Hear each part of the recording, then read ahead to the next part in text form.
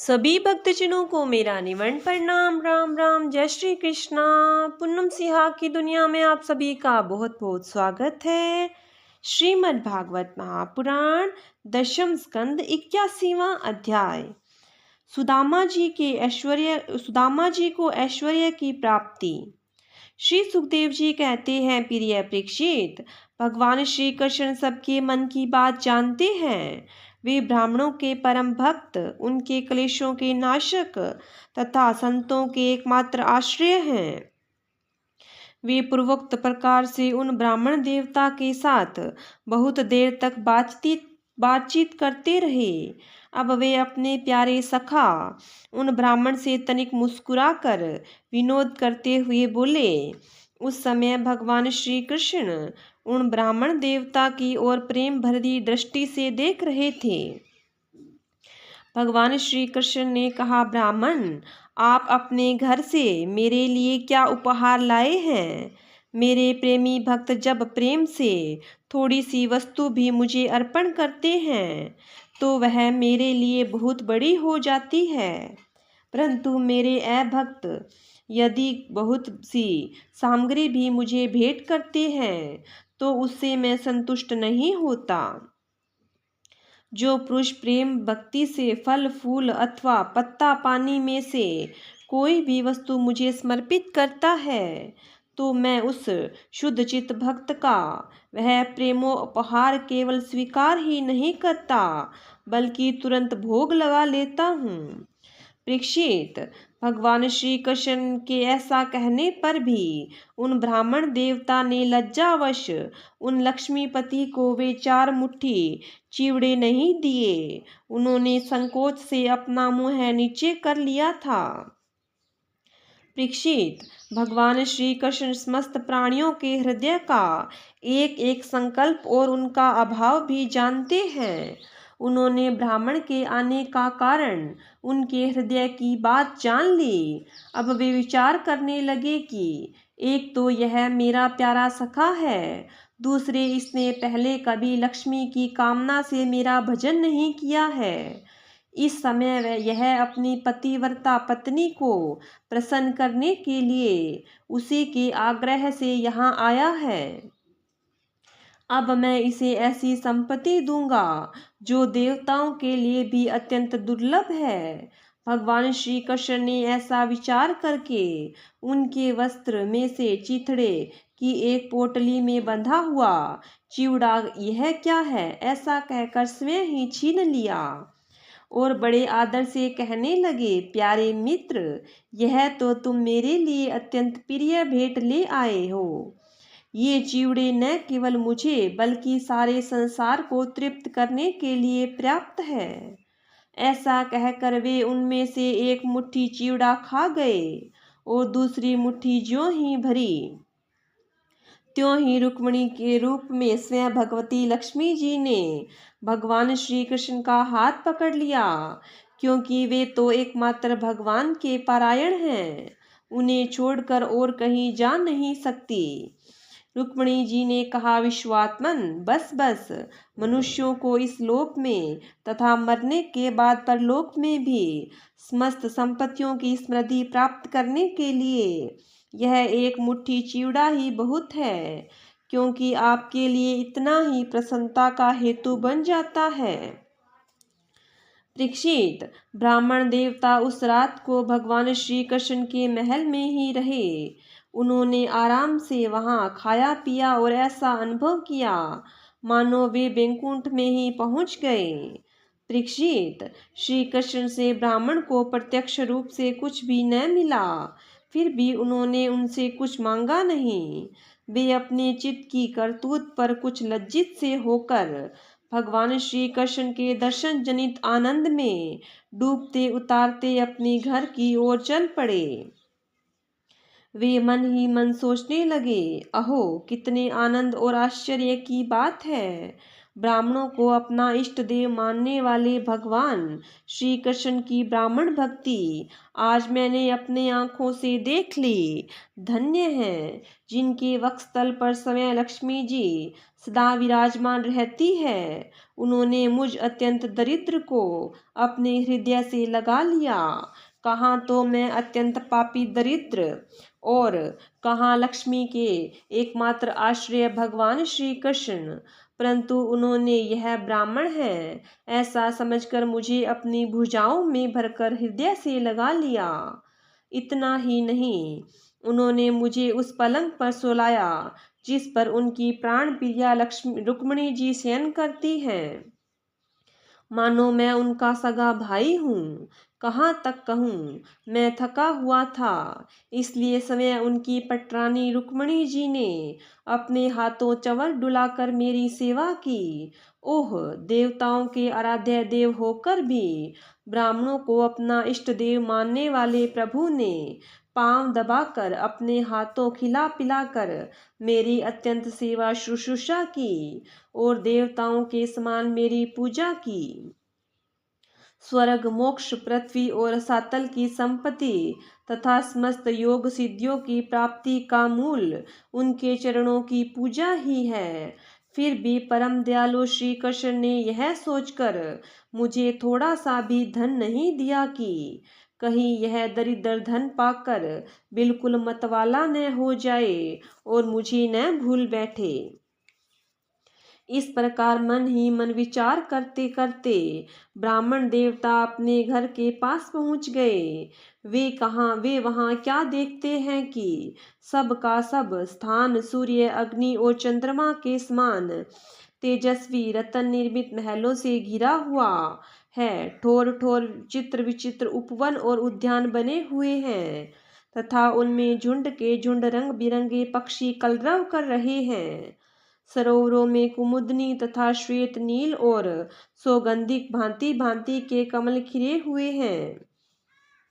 सुंदर सुंदर स्त्री पुरुष बन ठनकर इधर उधर विचर रहे हैं। उस स्थान को देखकर ब्राह्मण देवता सोचने लगे, मैं यह क्या देख रहा हूँ? यह किसका स्थान है?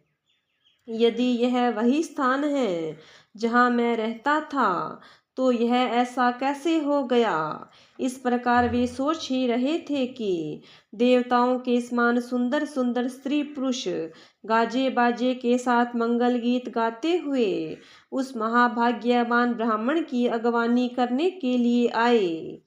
पति देव का शुभागमन सुनकर ब्राह्मणी को अपार आनंद हुआ और वह हड़बड़ाकर जल्दी जल्दी घर से निकल आई। वह ऐसी मालूम होती थी मानो मूर्तिमती लक्ष्मी जी ही कमल वन से पधारी हो। पतिदेव को देखते ही पतिव्रता पत्नी के नेत्रों में प्रेम और उत्कंठा के आवेग से आंसू छलक आए। उसने अपने नेत्र बंद कर लिए। ब्राह्मणी बड़े प्रेमा भाव से उन्हें नमस्कार किया। ब्राह्मणी ने और मन ही मन आलिंगन किया। प्रिय परीक्षित, ब्राह्मण पत्नी सोने के हार पहने हुए दासियों के बीच में विमान स्थित देवांगना के समान अत्यंत शोभायमान और दीप्यमान हो रही थी। उसे इस रूप में देखकर वे विस्मित हो गए। उन्होंने अपनी पत्नी के साथ बड़े प्रेम से अपने महल में प्रवेश किया। उनका महल क्या था, मानो देवराज इंद्र का निवास स्थान। इसमें मणियों के सैकड़ों खंभे खड़े हुए थे, हाथी के दांत के बने हुए और सोने के पात से मंडे हुए पलंगों पर दूध के फेन की तरह श्वेत और कोमल बिछौने बिछ रहे थे। बहुत से चंवर वहां रखे हुए थे जिनमें सोने की डंडियां लगी हुई थी। सोने के सिंहासन शोभायमान हो रहे थे जिन पर बड़ी कोमल कोमल गद्दियां लगी हुई थी। ऐसे चंदोवे से झिलमिला रहे थे। जिनमें मोतियों की लड़ियां लटक रही थी। स्फटिक मणि की स्वच्छ भित्तों पर पन्ने की चक्की कारी की हुई थी। रत्न निर्मित स्त्री मूर्तियों के हाथों में रत्नों के दीपक जगमगा रहे थे। इस प्रकार समस्त संपत्तियों की समृद्धि देखकर और उनका कोई प्रत्यक्ष कारण न पाकर बड़ी गंभीरता से ब्राह्मण देवता विचार करने लगे कि मेरे पास इतनी संपत्ति कहाँ से आ गई। वे मन ही मन कहने लगे, मैं जन्म से ही भाग्यहीन और दरिद्र हूँ। फिर मेरी इस संपत्ति समृद्धि का कारण क्या है? अवश्य ही परमेश्वरशाली यदुवंश शिरोमणि भगवान श्री कृष्ण के कृपा कटाक्ष के अतिरिक्त और कोई कारण नहीं हो सकता। यह सब कुछ उनकी करुणा की ही देन है। समय भगवान श्री कृष्ण पूर्ण काम और लक्ष्मीपति होने के कारण अत्यंत भोग सामग्रियों से युक्त हैं। इसलिए वे याचक भक्त को उनके मन का भाव जानकर बहुत कुछ दे देते हैं, परंतु उसे समझते हैं बहुत थोड़ा, इसलिए सामने कुछ कहते नहीं। मेरे यदुवंश शिरोमणि सखा श्याम सुंदर सचमुच उस मेघ से भी बढ़कर उदार हैं, जो समुद्र को भर देने की शक्ति रखने पर भी किसान के सामने न बरसकर उसके सो जाने पर रात में बरसता है और बहुत बरसने पर भी थोड़ा ही समझता है। मेरे प्यारे सखा श्री कृष्ण देते हैं बहुत, पर उसे मानते हैं बहुत थोड़ा, और उनका प्रेमी भक्त यदि उनके लिए कुछ भी कर दे तो वे उसको बहुत मान लेते हैं। देखो तो सही, मैंने उन्हें केवल एक मुट्ठी चिवड़ा भेंट किया था, उस पर उदार शिरोमणि श्री कृष्ण ने उसे कितने प्रेम से स्वीकार किया। मुझे जन्म जन्म उन्हीं का प्रेम, उन्हीं की हितैषिता, उन्हीं की मित्रता और उन्हीं की सेवा प्राप्त हो। मुझे संपत्ति की आवश्यकता नहीं, सदा सर्वदा उन्हीं गुणों के एकमात्र निवास स्थान महानुभाव भगवान श्री कृष्ण के चरणों में मेरा अनुराग बढ़ता जाए और उन्हीं के प्रेमी भक्तों का सत्संग प्राप्त हो। अजन्मा भगवान श्री कृष्ण संपत्ति आदि के दोष जानते हैं। वे देखते हैं कि बड़े बड़े धनियों का धन और ऐश्वर्य के मद से पतन हो जाता है, इसलिए वे अपनी अदूरदर्शी भक्त को उसके मांगते रहने पर भी तरह तरह की संपत्ति, राज्य और ऐश्वर्य आदि नहीं देते। यह उनकी बड़ी कृपा है। परीक्षित, अपनी बुद्धि से इस प्रकार निश्चय करके वे ब्राह्मण देवता त्याग पूर्वक अनासक्त भाव से अपनी पत्नी के साथ भगवत प्रसाद स्वरूप विषयों को ग्रहण करने लगे और दिनों दिन उनकी प्रेम भक्ति बढ़ने लगी। प्रिय परीक्षित, देवताओं के भी आराध्य देव भक्त भयहारी यज्ञपति सर्वशक्तिमान भगवान स्वयं ब्राह्मणों को अपना प्रभु, अपना इष्ट देव मानते हैं। इसलिए ब्राह्मणों से बढ़कर और कोई भी प्राणी जगत में नहीं है। इस प्रकार भगवान श्री कृष्ण के प्यारे सखा उस ब्राह्मण ने देखा कि यद्यपि भगवान अजीत हैं, किसी के अधीन नहीं हैं, फिर भी वे अपने सेवकों के अधीन हो जाते हैं, उनसे पराजित हो जाते हैं। अब वे उन्हीं के ध्यान में तन्मय हो गए। ध्यान के आवेग से उनकी अविद्या की गांठ कट गई और उन्होंने थोड़े ही समय में भगवान का धाम, जो कि संतों का एकमात्र आश्रय है, प्राप्त किया। परीक्षित, ब्राह्मणों को अपना इष्ट देव मानने वाले भगवान श्री कृष्ण की इस ब्राह्मण भक्ति को जो सुनता है, उसे भगवान के चरणों में प्रेम भाव प्राप्त हो जाता है और वह कर्म बंधन से मुक्त हो जाता है।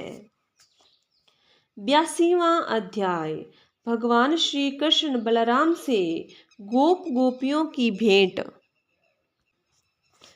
श्री सुखदेव जी कहते हैं, परीक्षित, इसी प्रकार भगवान श्री कृष्ण और बलराम जी द्वारिका में निवास कर रहे थे। एक बार स्वर्गराज सूर्य ग्रहण लगा, जैसे कि प्रलय के समय लगा करता है। परीक्षित, मनुष्यों की ज्योतिषियों के द्वारा उस ग्रहण का पता पहले ही चल गया था। इसलिए सब लोग अपने अपने कल्याण के उद्देश्य से पुण्य आदि उपार्जन करने के लिए समंत पंचक तीर्थ कुरुक्षेत्र में आए। समंत पंचक क्षेत्र वह है जहाँ शस्त्रधारियों में श्रेष्ठ परशुराम जी ने सारी पृथ्वी को क्षत्रियहीन करके राजाओं की रुधिर धारा से 5 बड़े बड़े कुंड बना दिए थे। जैसे कोई साधारण मनुष्य अपने पाप की निवृत्ति के लिए प्रायश्चित करता है, वैसे ही सर्वशक्तिमान भगवान परशुराम ने अपने साथ कर्म का कुछ संबंध न होने पर भी लोक मर्यादा की रक्षा के लिए वहीं पर यज्ञ किया था।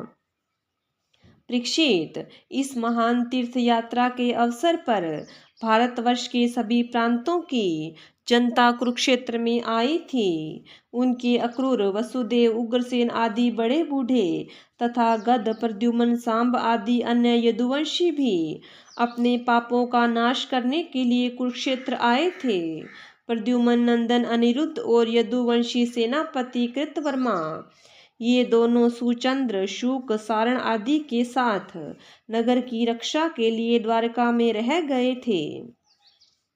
यदुवंशी एक तो स्वभाव से ही परम तेजस्वी थे, दूसरे गले में सोने की माला, दिव्य पुष्पों के हार, बहुमूल्य वस्त्र और कवचों से सुसज्जित होने के कारण उनकी शोभा और भी बढ़ गई थी। वे तीर्थ यात्रा के पथ में देवताओं के विमान के समान रथों, समुद्र की तरंग के समान चलने वाले घोड़ों, बादलों के समान विशालकाय एवं गर्जना करते हुए हाथियों तथा विद्याधरों के समान मनुष्यों की द्वारा ढोई जाने वाली पालकियों पर अपनी पत्नियों के साथ इस प्रकार शोभायमान हो रहे थे, मानो स्वर्ग के देवता ही यात्रा कर रहे हो।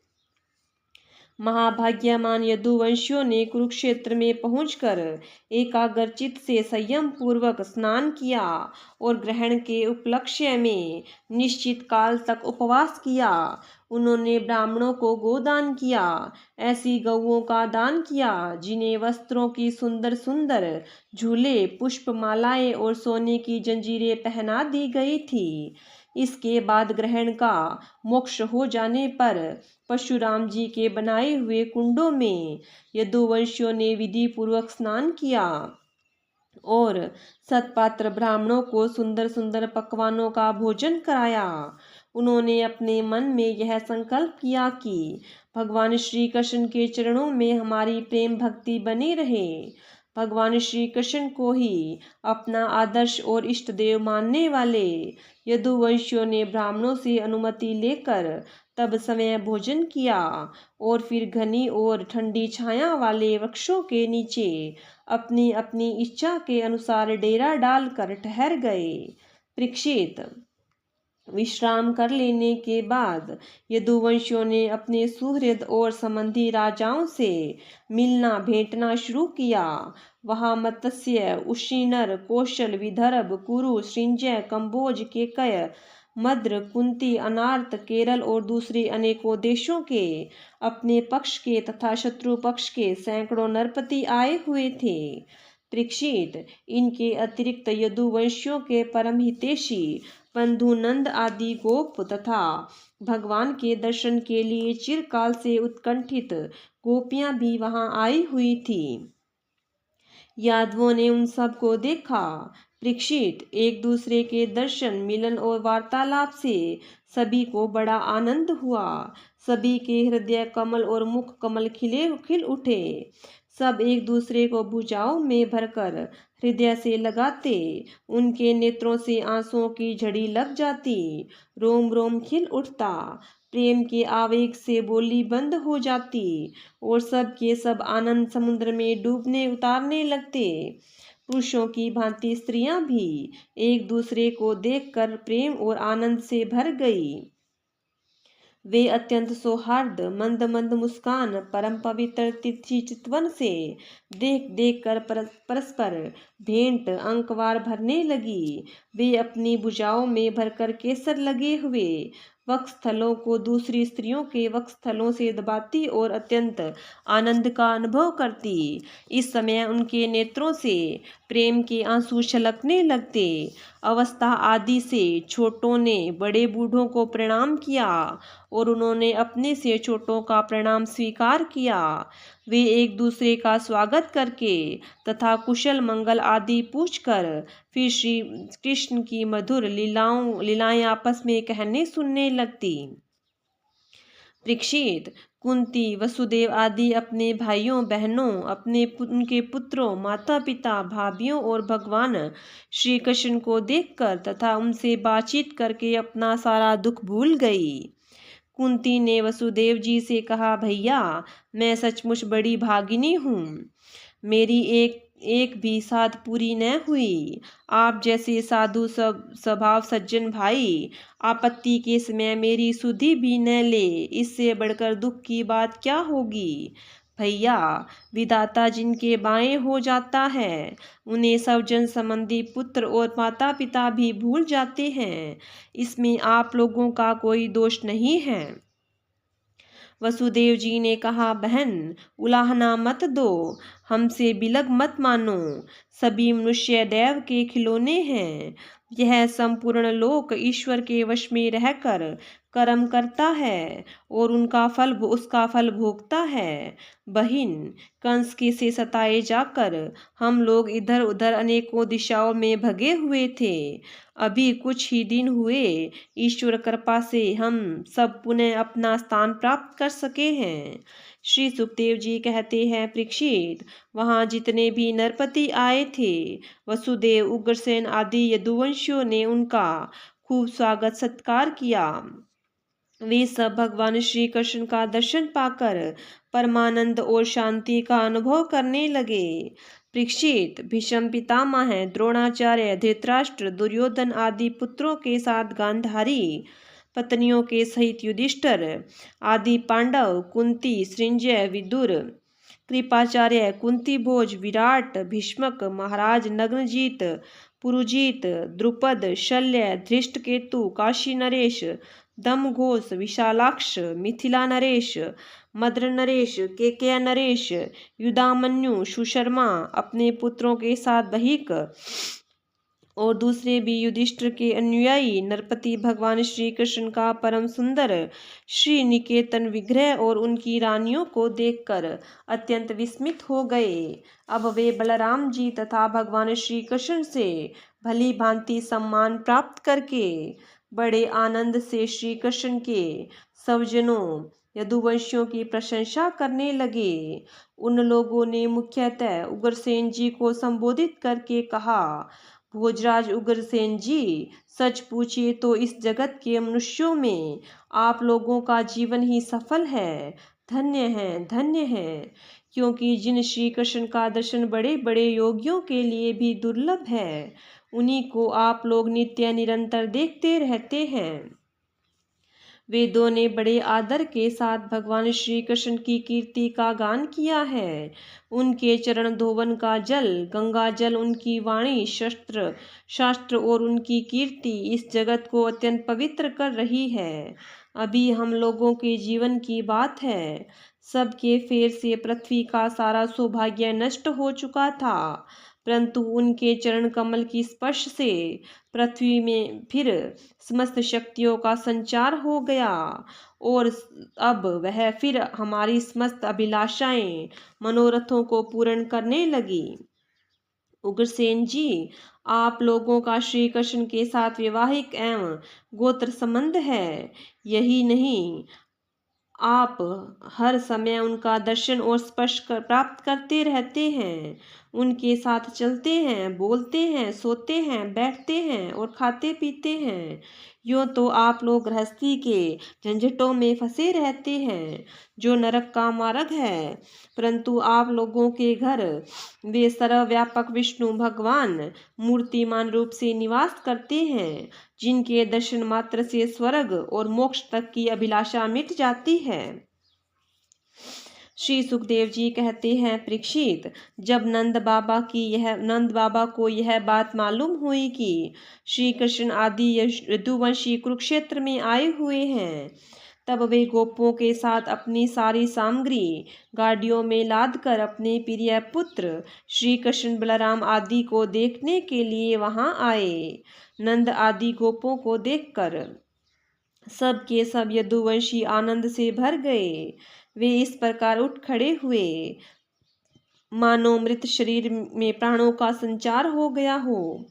वे लोग एक दूसरे से मिलने के लिए बहुत दिनों से आतुर हो रहे थे, इसलिए एक दूसरे को बहुत देर तक अत्यंत गाढ़ भाव से आलिंगन करते रहे।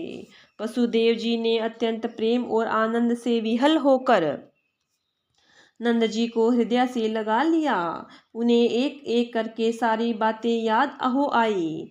कंस किस प्रकार उन्हें सताता था और किस प्रकार उन्होंने अपने पुत्र को गोकुल में ले जाकर नंद जी के घर रख दिया था। भगवान श्री कृष्ण और बलराम जी ने माता यशोदा और पिता नंद जी के हृदय से लगकर उनके चरणों में प्रणाम किया। परीक्षित, उस समय प्रेम के उद्रेक से दोनों भाइयों का गला रुंध गया। वे कुछ भी बोल न सके। महाभाग्यवती यशोदा जी और नंद बाबा ने दोनों पुत्रों को अपनी गोद में बैठा लिया और भुजाओं से उनका गाढ़ आलिंगन किया। उनके हृदय में चिरकाल तक न मिलने का जो दुख था वह सब मिट गया। रोहिणी और देवकी जी ने ब्रजेश्वरी यशोदा को अपने अंकवार से भर दिया। यशोदा जी ने उन लोगों के साथ मित्रता का जो व्यवहार किया था उसका स्मरण करके दोनों का गला रुंध गया। वे यशोदा जी से कहने लगी, यशोदा रानी, आपने और ब्रजेश्वर नंद जी ने हम लोगों के साथ जो मित्रता का व्यवहार किया है वह कभी मिटने वाला नहीं है। उसका बदला इंद्र का ऐश्वर्य पाकर भी हम किसी प्रकार नहीं चुका सकती। नंदरानी जी, भला ऐसा कौन कृतघ्न है जो आपके उस उपकार को भूल सके। देवी, जिस समय बलराम और श्री कृष्ण ने अपने माँ बाप को देखा तक न था और इनके पिता ने धरोहर के रूप में इन्हें आप लोगों के पास रख छोड़ा था, उस समय आपने इन दोनों की इस प्रकार रक्षा की जैसे पलकें पुतलियों की रक्षा करती है, तथा आप लोगों ने ही इन्हें खिलाया पिलाया, दुलार किया और रिझाया।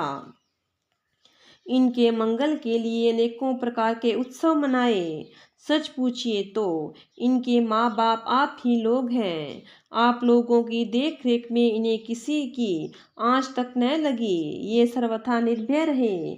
ऐसा करना आप लोगों के अनुरूप ही था, क्योंकि सत्पुरुषों की दृष्टि में अपने पराये का भेदभाव नहीं रहता।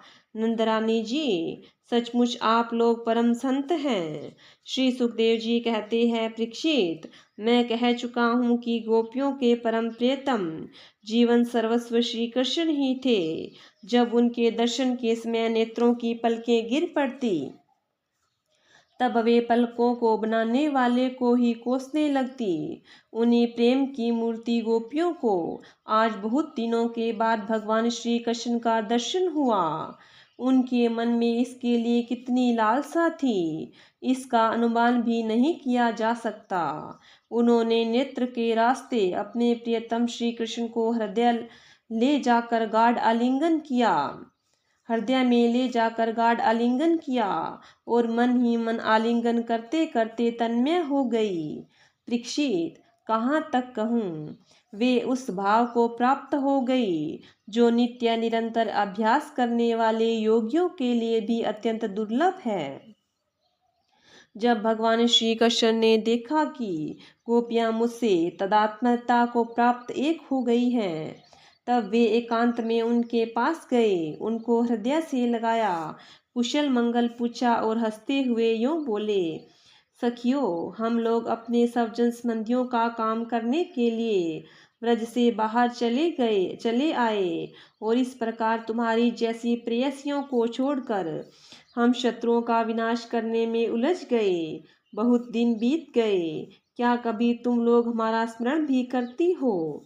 मेरी प्यारी गोपियों, कहीं तुम लोगों के मन में यह आशंका तो नहीं हो गई कि मैं अकृतज्ञ हूँ और ऐसा समझकर तुम लोग हमसे बुरा तो नहीं मानने लगी हो? निस्संदेह भगवान ही प्राणियों के संयोग और वियोग का कारण है।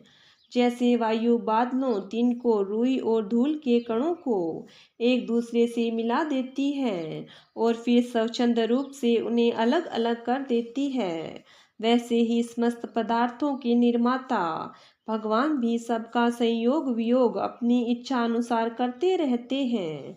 सखियों, यह बड़े सौभाग्य की बात है कि तुम सब लोगों को मेरा वह प्रेम प्राप्त हो चुका है जो मेरी प्राप्ति कराने वाला है, क्योंकि मेरे प्रति की हुई प्रेम भक्ति प्राणियों के अमरत्व परमानंद धाम प्रदान करने में समर्थ है।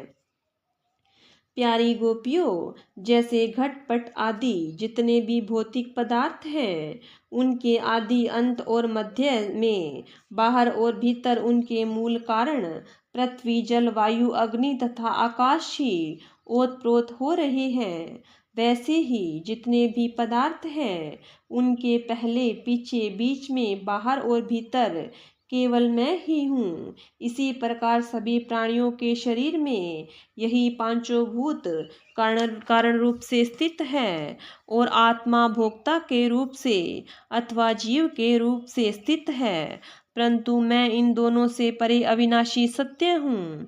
ये दोनों मेरे ही अंदर प्रतीत हो रहे हैं। तुम लोग ऐसा अनुभव करो। श्री सुखदेव जी कहते हैं, परीक्षित, भगवान श्री कृष्ण ने इस प्रकार गोपियों को अध्यात्म ज्ञान की शिक्षा से शिक्षित किया। उसी उपदेश के बार बार स्मरण से गोपियों का जीव कोश लिंग शरीर नष्ट हो गया और वे भगवान से एक हो गई, भगवान को ही सदा सर्वदा के लिए प्राप्त हो गई। उन्होंने कहा, हे कमलनाभ, अगाध बोध संपन्न बड़े बड़े योगीश्वर अपने हृदय कमल में आपके चरण कमलों का चिंतन करते रहते हैं। जो लोग संसार के कूप में गिरे हुए हैं, उन्हें उनसे निकलने के लिए आपके चरण कमल ही एकमात्र अवलंबन हो। प्रभु, आप ऐसी कृपा कीजिए कि आपका वह चरण कमल घर गृहस्थ के काम करते रहने पर भी सदा सर्वदा हमारे हृदय में विराजमान रहे, हम एक क्षण के लिए भी उसे न भूलें। श्रीमद् भागवत महापुराण दशम स्कंद 82वां अध्याय समाप्त। बोलिए विष्णु भगवान की जय हो। बोलिए कृष्ण भगवान की जय हो।